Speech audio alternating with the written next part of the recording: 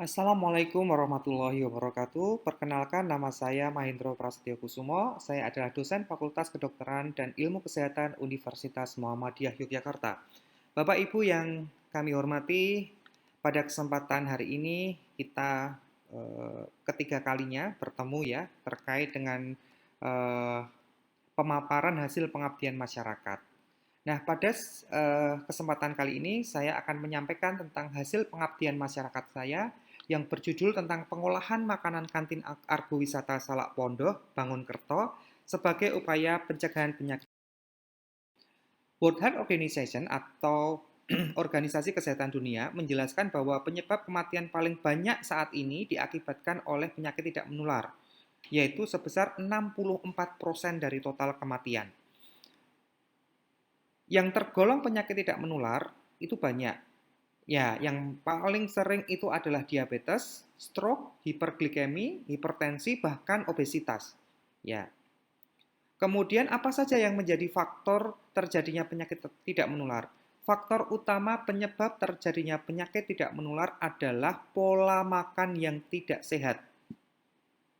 Kenapa pola makan tidak sehat? Karena masyarakat masih memiliki kesadaran yang rendah dan perilaku yang rendah terkait dengan.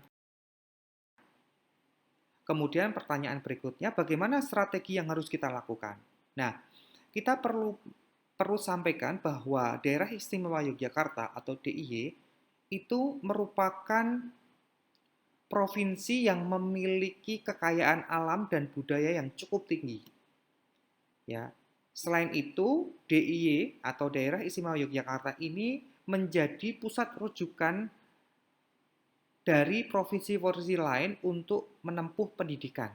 Sehingga di Jogja ini memang keanekaragaman budayanya itu sangat banyak gitu ya. Sehingga ya untuk meningkatkan kebutuhan, untuk memenuhi kebutuhan mereka, ya kita perlu membuka restoran-restoran ya yang kemudian diharapkan mampu untuk memenuhi kebutuhan para mahasiswa atau para siswa yang menempuh pendidikan di Jogja. Nah, di Kabupaten Sleman sendiri ini juga selain sebagai pusat pendidikan juga sebagai pusat wisata. Nah, kalau kita memiliki daerah-daerah wisata yang banyak, maka yang perlu kita pikirkan dan perlu kita perhatikan adalah bagaimana cara untuk memenuhi kebutuhan wisatawan.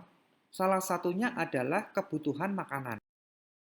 Sehingga di pengabdian masyarakat ini kami mencoba untuk mendiskusikan dengan salah satu pengelola, ya pengelola wisata di Argo Wisata Bangunkerto ini, untuk kemudian menginisiasi pembentukan rumah makan.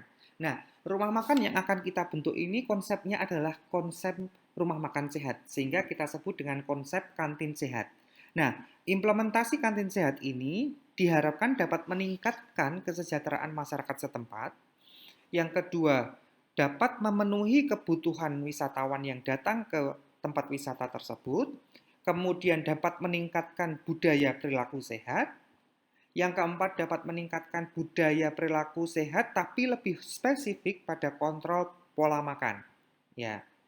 Yang kelima adalah mampu menurunkan prevalensi tidak menular.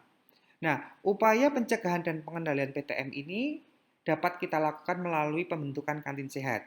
Tentu saja program kantin sehat ini harus bisa kita kelola secara komprehensif, mulai dari pengadaan bahan makanan, mulai kemudian penerimaan bahan makanan, penyimpanan bahan makanan, persiapan bahan makanan, dan pemasakan bahan yang akan kita. Nah, prinsip kantin sehat itu ada 5, yaitu makanan yang kita sajikan memenuhi kebutuhan gizi konsumen. Yang kedua, makanan yang kita sajikan itu memenuhi syarat higienis dan sanitasi. Oke. Syarat ketiga adalah peralatan dan fasilitas yang kita gunakan itu layak. Yang keempat, memenuhi selera dan kepuasan konsumen, jadi rasanya tetap enak, bentuknya tetap menarik, dan harganya juga terjangkau. Nah, ini yang perlu kita perhatikan untuk Bapak Ibu pengelola tempat wisata yang akan membuka. Nah, kantin sehat ini memang merupakan upaya atau bagian dari upaya untuk meningkatkan budaya hidup sehat, ya. Di mana upaya ini lebih menekankan pada menjamin kualitas bahan makanan yang digunakan, kemudian menjamin proses pengolahan dan penyajian makanan yang kita tawarkan, gitu ya, yang kita berikan. Dan yang ketiga adalah menyajikan makanan sesuai kebutuhan setiap individu. Artinya bahwa setiap individu ini nanti diharapkan memakan makanan yang sesuai dengan kebutuhan kalori. Nah, tentu saja nanti kebutuhan kalori itu akan kita hitung secara individu, begitu ya. Nah, yang terakhir adalah wisatawan diharapkan dilibatkan dalam memilih menu sehat sesuai dengan selera. Itu. Hasil pengabdian masyarakat kami juga menghasilkan buku yang sudah ada ISBN-nya dan kemudian juga sudah terdaftar di Perpustakaan Negara yang berjudul tentang buku pengolahan menu sehat di tempat wisata sebagai upaya pencegahan penyakit tidak menular. Nah, monggo Bapak Ibu nanti bisa membaca lebih detail dari buku tersebut.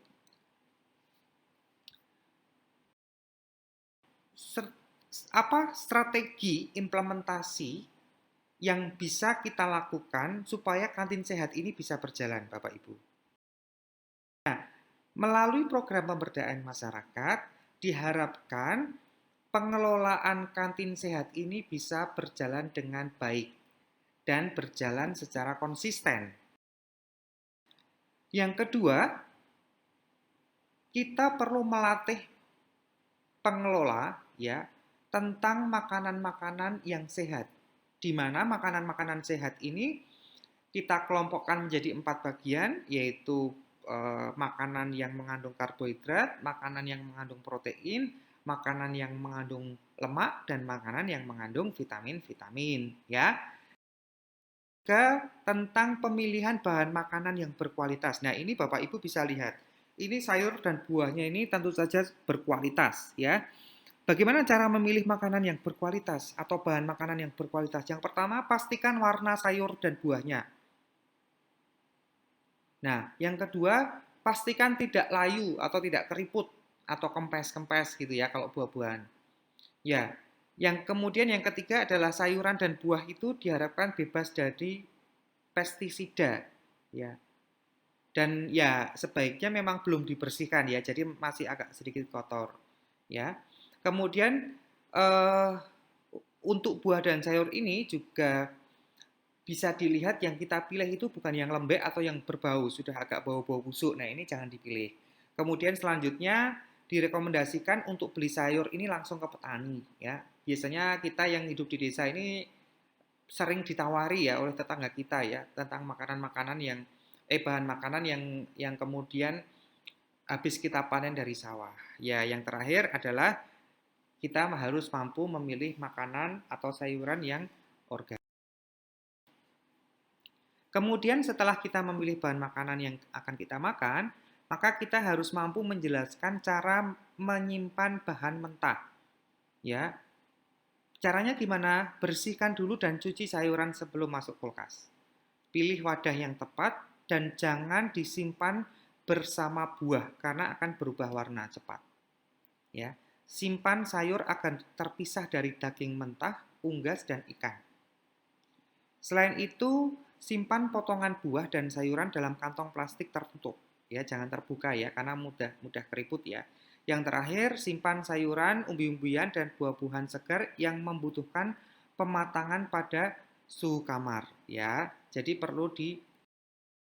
Nah, kemudian yang keempat, Bapak Ibu perlu memastikan tempat dan proses memasak harus bersih. Nah, ini adalah contoh tempat yang dapat digunakan. Ya, bersih ya Bu ya, sanitasinya juga sangat terjaga. Ini proses pengolahan makanan sehat. Ini menggunakan teflon bebas minyak ya. Ya, kemudian untuk mengurangi potensi terjadinya penyakit tidak menular ya. Ini dipraktekkan oleh salah satu dokter penyakit jantung begitu ya, yang kemudian karena hobinya memasak masakan sehat begitu ya. Nah, ini hasil-hasil praktek beliau kami masukkan di dalam materi pada kesempatan kali ini. Ini hasil pengolahan makanan tanpa santan ini Bapak Ibu. Ayam tim, ya ini buatan Dokter Inggita Hanung SPJP. Nah ini terlihat sangat enak sekali ya Bapak Ibu ya. Nah ini makanan bersantan ini ya, namanya soto Betawi. Nah ini juga perlu kita batasi kalau sudah makanan bersantan, ya jangan menggunakan makanan yang ada gitu ya. Nah kalau ini makanan selingan bisa menggunakan bubur atau apa ya, sup jamur ya. Ini namanya sup jamur ya. Nah, ini juga makanan selingan, ini ada puding ya.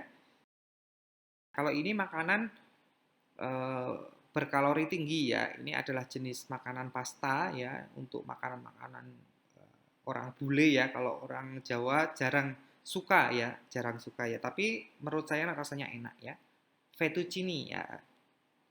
Oke, Ibu sekalian. Nah, ini eh, takaran penyajian per porsi sekali makan. Ini yang direkomendasikan oleh Kementerian Kesehatan. Kami sampaikan di sini ketika kita membuat kantin sehat perlu ada eh, piring-piring kecil seperti ini karena tadi sudah saya jelaskan kan dalam satu porsi itu dibagi menjadi 4. Ini ada nasi, ada sayur, ada lauk, ada buah. Nah, konsepnya seperti ini saja ya. Jadi tidak susah. Konsepnya seperti itu saja dibagi seimbang. Oke, Bapak Ibu sekalian, terima kasih atas partisipasinya. Mudah-mudahan informasi yang sedikit tadi bisa memberikan manfaat bagi Bapak Ibu sekalian, khususnya bagi Bapak Ibu pengelola tempat wisata. Terima kasih, salam sehat, assalamualaikum warahmatullahi wabarakatuh.